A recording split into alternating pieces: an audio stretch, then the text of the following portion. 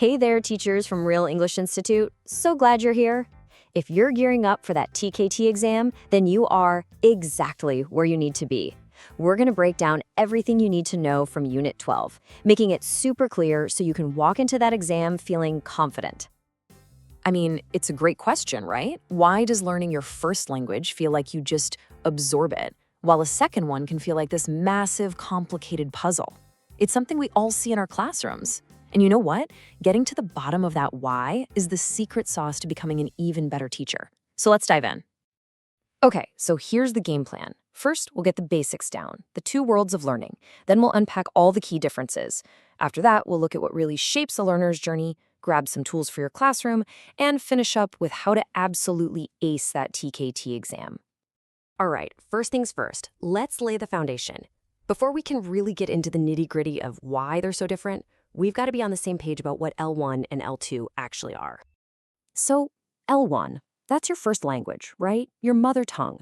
It's the language you learned from day one. You didn't get grammar worksheets in your crib. You just picked it up. It happened naturally. And that's the key word here, acquired. It's this amazing subconscious thing where you just soak it all in. And then on the flip side, you've got L2. This is basically any other language you learn later on. Could be your second, could be your 10th, but here's the big difference. It's learned. It's a conscious effort. You're sitting down, you're studying, you're in a classroom. It's a whole different ballgame. And this right here just lays it all out, doesn't it? L1 is all about acquiring. It's subconscious, it's natural. L2 is about learning.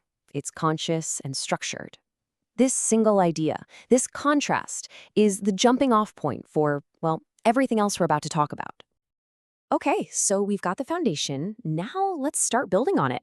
Let's really dig into why these two experiences are so incredibly different. We're going to unpack the details. So we're going to look at 6 huge factors.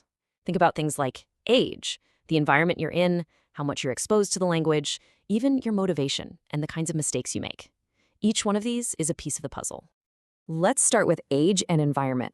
This is huge. A little kid learning their first language has a brain that's like a sponge. It's just primed for language.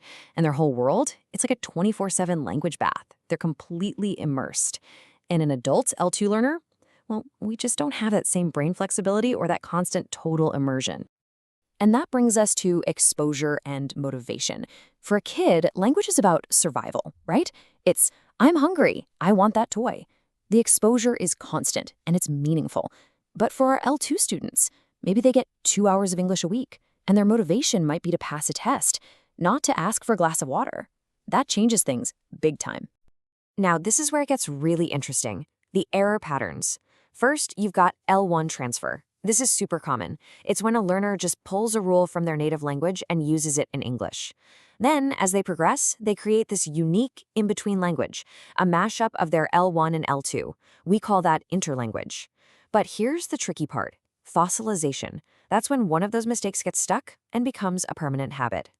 So we see that L1 and L2 are different. Now let's talk about the hidden forces that can make or break an individual student's success. What's really going on inside their head? Okay, these 4 things are so important for us to understand. First, their L1 can sometimes get in the way. That's interference. Then there's the quality of the English they hear. And are they getting chances to actually use the language? And maybe the biggest one of all, their confidence and anxiety, their emotional state. It's a game changer. Yeah, look at this. It perfectly shows what we call the affective filter. Think of it like a shield. When a student feels confident, that shield is down. Their brain is open, ready to learn. But when they're anxious or scared of making a mistake, that shield goes right up, and it blocks almost everything you're trying to teach them. All right, enough theory, right? What does this actually mean for us on a Tuesday morning in the classroom? This next part is your action plan, your toolkit for turning all this knowledge into practice. So here it is, 5 things you can start doing right away. 1, immerse them in rich English.